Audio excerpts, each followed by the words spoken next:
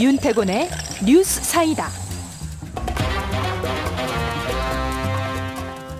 뉴스 사이다. 앞으로 이제 매주 금요일은 뉴스 사이다 스페셜로 윤태곤 실장과 좀 한 주간을 쭉 정리하는 그런 코너로 꾸미겠습니다. 어서 오십시오. 네, 안녕하세요. 먼저 당장 이따가 9시에 본회의가 예정돼 있는데 이게 처리가 될까요?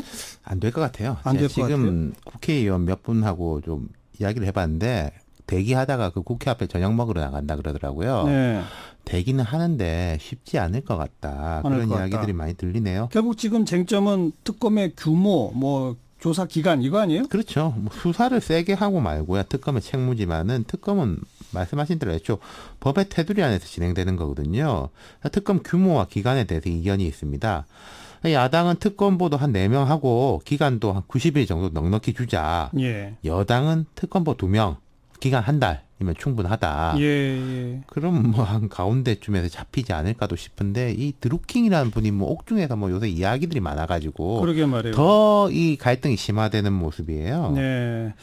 그건 이따가 2부 시간에 이 민주당의 강병원 원내대변인 연결해서 네. 이게 정말 어떻게 돼가고 있는지 좀 알아보도록 하고, 아무튼 지금 답답하네요. 국회 상황 계속. 그렇죠. 요즘 뭐 워스트 베스트 꼽고 점수 매기는 데도 많은데 저는 솔직히 뭐 베스트를 꼽을 사람이 안 보여요. 정치권에서. 예, 예. 중립을 지키고 싶어서가 아니라 실제로 그렇고 어제 우리 방송에서 TV 토론 이야기 했지만은 요새 이쪽 저쪽 할 것 없이 뭐 내로남불 많거든요. TV 토론 서로 다 거부하고 이런 거 말이죠. 그러니까요. 그래도 네. 우리가 시시비비는 가려야 그렇습니다. 되는 거 아니에요? 그러니까 선거에서 이제 최선이 아니라 차악이라도 뽑아야 된다. 정말 이상한 사람은 지적을 하고 그 중에서 그나마 나은 사람 뽑아야죠. 그렇죠. 예. 그 선거가 이제 얼마 안 남았잖아요. 6.13 선거 4주 남짓 남았습니다. 오늘은 지방선거 말고 함께 치러지는 재보궐선거 쭉 한번 짚어볼까 싶어요. 재보선 12곳이나 되죠. 전국 골고루입니다. 자, 제가 쭉 짚어보면요. 지역별로 서울 노원병 송파을, 인천 남동갑,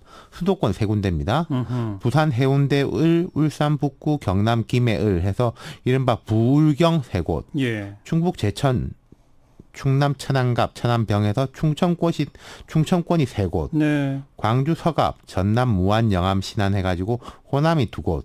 경북 김천 해가지고 TK 1곳. 이렇게 12곳이에요. 거의 전국 선거네요. 강원, 제주 빼고 다 골고루 돼 있습니다. 12개곳이니까 의석수 변동이 생기겠죠. 그럼요. 자, 플러스 마이너스 개념으로 보면요. 원래 이게 누구 의석이었냐? 그렇죠. 바른미래당의 전신이 국민의당 소속이었던 곳이 4곳이나 돼요. 거기가 4곳이나 서울 돼요. 송파을, 노원병, 광주 서갑, 전남 영암 무안 신안 4곳인데 그리고 이게 들여다봐도 노원병은 안철수 서울시장 후보가 대선 나간다고 사퇴한 곳이고 나머지는 다 선거법 위반으로 의석을 잃은 곳입니다. 다 그렇죠, 예. 근데 지방선거 출마한다고 빠진 곳도 있죠. 그렇죠. 예. 한국당이 4곳인데 충북 제천, 경북 김천, 부산 해운대, 천안갑 가운데 경북 김천은 이철우 경북도지사 후보 출마 때문에 빈 곳이에요. 예. 나머지가 이제 3곳이 선거법으로 잃었고 민주당이 3곳인데 여기는 다 지방선거 출마자입니다. 네. 울산 북구는 민중당이 선거법으로 잃은 곳이고. 네. 그러니까 지금 바른미래당하고 한국당이 4곳으로 제일 많네요. 그렇죠. 그건 상당히 이겨야 4곳 이상은 이겨야 본전이 되는 거죠. 그래야 플러스 마이너스 제로가 되는 건데 예. 본전 찾기가 쉽지 않아 보여요. 지방선거도 그렇습니다만 재보선 역시 민주당 강세 현상으로 봐야죠. 그렇죠. 재보궐선거는 지방선거보다 공천이 늦습니다. 아직 공천 안 된 지역 당들 상당히 많습니다. 그래서 지방선거만큼 윤곽이 드러나진 않았지만은 전반적인 흐름이나 기존 여론조사를 보면은 크게 다를 것 같지는 않아요. 예. 그럼 민주당이 의석수가 늘어나겠네요. 그렇죠. 제일 기대가 크고 본전은 다 찾고 그것보다 플러스 알파로 가지고 오겠다. 3곳 플러스 알파. 그렇죠. 예. 지금 이제 제가 여론조사가 크게 다르지 않을 것 같다라고 말씀드린 게 지방선거하고 네. 인물이 아주 특출난 인물이 나오면은 당의 약세나 강세가 있더라도 그걸 벌충을 할 수가 있어요. 그렇죠.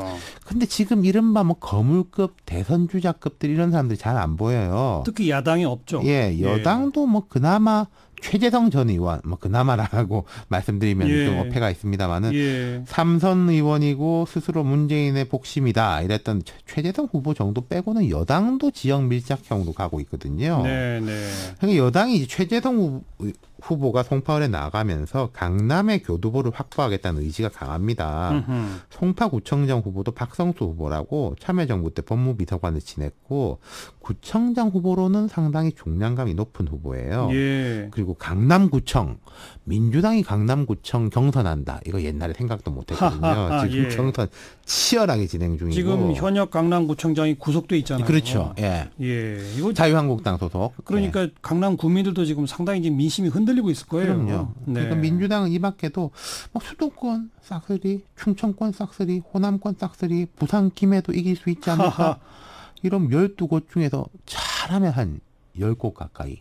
그럼 뭐 나머지는 하나도 될 데가 없네요. 아니 그 경북 김천 같은 경우에는 다른 당이 후보 내기도 어려운 상황이고 뭐 또 이제 자유한국당이 원래 셌던 곳이 제천 뭐 이런 것도 있고요.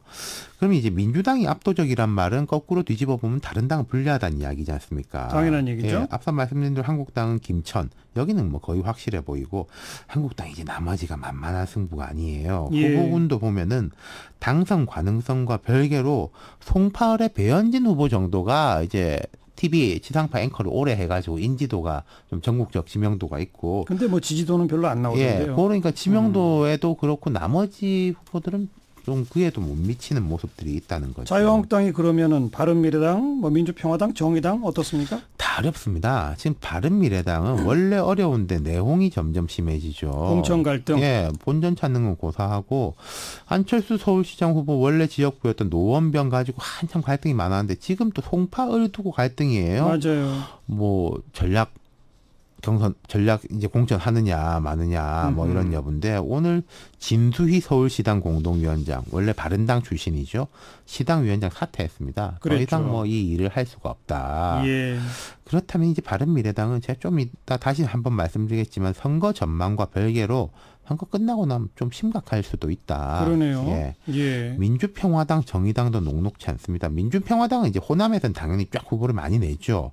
지명도도 괜찮은 편이에요. 무한신앙 같은 경우에는 재선 의원 출신인 이윤석 전 의원, 뭐 옛날 민주당 시절 대변인도 지낸 분인데, 그랬죠. 예. 근데 여기 이제 워낙에 민주당 당세가 세다 보니까 쉽지가 않고, 정의당 같은 경우에 울산 북구가 현대자동차 공장이 있어가지고 원래 진보세가 강한 곳입니다. 과거 민노당 시절부터 지금 이 앞에도 민중당 의원이 있었거든요. 예, 예.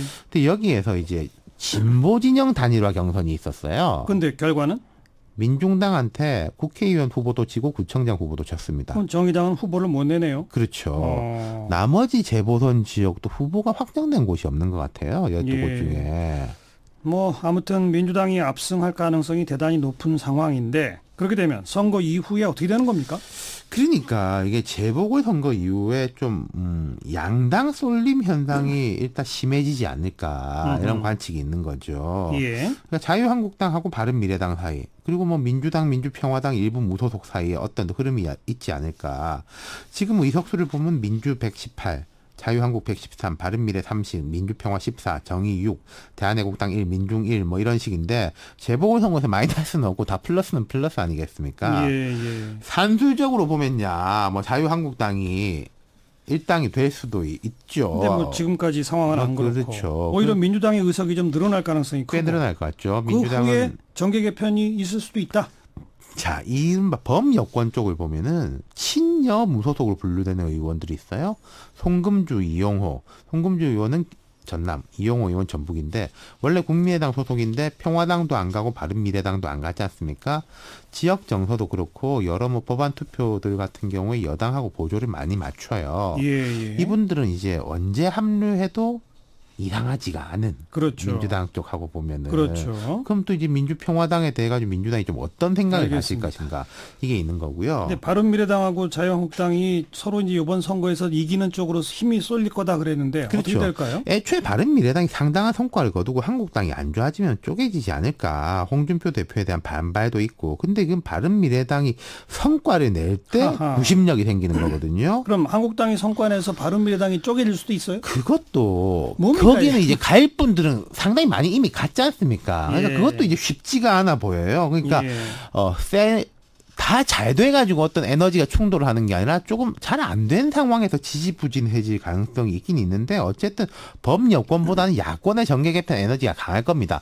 지방선거하고 재보궐선거에서 결과가 되게 안 좋으면 이대로는 안 되겠다는 이야기가 올라오는 거고 네, 손학규 이제 위원장 같은 경우 그런 이야기 벌써 많이 하고 있죠. 근데 이대로는 안 되겠다라고 해도 어딘가 힘을 모을 수 있는 구심점이 있어야 그걸로 모이거든지 하는 거 아니겠어요? 그렇죠. 근데 지금 자유한국당도 바른미래당도 다 성과가 별로 안 좋을 것 같다. 일단 와글와글은 할 거예요. 정리가 어떻게 될지 모르겠지만은. 근데 중요한 건 그 와글와글한 정계 개편에 대해서도 별로 국민들이 관심이 없다는 거 아니에요? 그렇죠. 이게 정계 개편이 보통 칭찬받는 경우가 드문데 그래도 이제 뭔가 대중의 에너지를 받아가지고 나올 경우에는 관심이 쏠리거든요. 예. 국민의당 같은 경우에 호남에서의 전폭적 에너지를 받아가지고 간 건데 예. 지금 나오는 이런저런 시나리오는 뭐 밑에서부터 올라오는 게 아니라 정치권 인사들, 현역 의원들 관심 때문에 그렇게 돼서 더 그렇죠. 그러니까 재보선도 지방선거와 비슷하게 민주당 우세 한마디로 지금으로 봐서는 그 그렇다는 후 정계 겁니다. 개편 와글와글은 하겠으나 별 관심 못 얻음. 예, 여기까지 수고하셨습니다. 감사합니다. 윤태권 실장이었어요.